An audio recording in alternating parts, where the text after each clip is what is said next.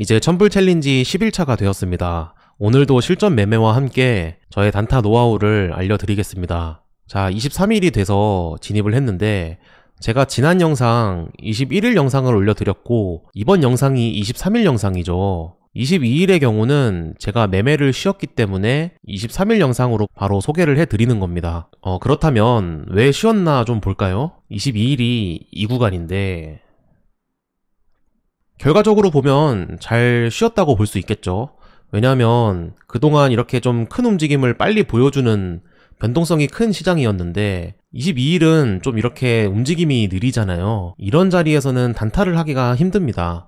단타는 짧은 시간 이내에 큰 변동성이 나오는 게 매매하기 좋은 시장이라고 할 수 있습니다. 이런 시장이 올 거라고 제가 100% 예측을 한 건 아니지만 여기부터 이렇게 내려가는 모습이 이런 구간을 기준으로 상승 돌파하기는 어렵다고 판단을 했습니다. 그래서 지난 움직임을 보면 원래는 이 움직임이 이렇게 상승을 잘 만들고 있었죠. 그리고 여기부터 큰 움직임이 나오기 시작했는데 저는 이런 자리에서 이렇게 지지를 한 모습을 보고 아직은 계속 상승 추세로 보는 게 좋겠다, 그렇게 판단을 했거든요. 그래서 여기서는 좀 거래하기가 어려웠고 이런 구간까지는 좀 기다리는 게 낫겠다. 그래서 매매를 좀 쉬다가 23일날 다시 거래를 시작했습니다. 그래서 이런 자리에서 들어갔다는 건 왜 들어갔는지 이유가 어렵지 않겠죠. 지난 매물대를 보면 직전 저점에 다 와가기 때문에 한 이 정도까지는 손절 가능성을 생각해 보면서 들어갈 만한 자리라는 거죠. 그래서 꽤 좋은 자리에 왔다고 판단했기 때문에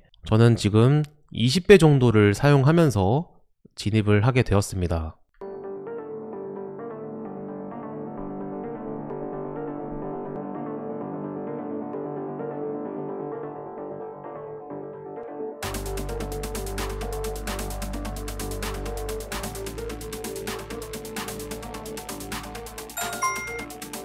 하지만 제가 손절을 했습니다. 손절을 한 이유는 일단 제가 기존에 생각했던 이런 추세선이 있었는데 여기를 좀 잘 못 넘는 것 같다고 느꼈거든요. 이렇게 하락 추세선이 보이는데 여기를 또 못 넘으면서 또 이런 급락이 나올 수도 있지 않을까, 그런 생각에 짧게 손절을 한 거죠. 그래서 0.5% 정도 되는 손절을 했습니다.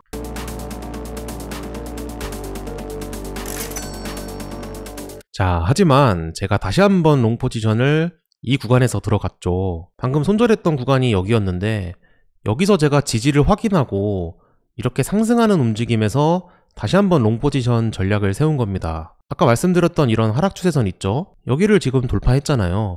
이렇게 오랜 시간 동안 돌파하지 못한 구간을 돌파하게 되었고, 돌파한 움직임도 이렇게 두 번 바닥을 만드는 것처럼 보이면서 돌파를 보여주었기 때문에 이것은 매수 신호다라고 생각을 한 겁니다. 여기서 좋은 움직임이 나온다면 정말 급격한 상승이 나올 수 있습니다. 최근의 시장들을 보면 이렇게 오랫동안 질질 끄는 움직임이 나오다가 어떤 신호가 한번 나온다면 그동안에 참고 있던 이 트레이더들이 갑자기 매수하는 경우가 발생을 합니다. 물론 이게 찐반이라고 해서 계속 이제 상승 추세를 시작하는 그런 신호일지는 알 수 없습니다. 하지만 그동안 이렇게 내려왔던 모양에 있어서 기술적 반등이라고 부르는 용어가 있죠. 그런 반등을 보여주는 경우가 있기 때문에 이제 그런 거에 대해서 이 매수 신호를 찾고 들어가 보는 전략이 되겠습니다.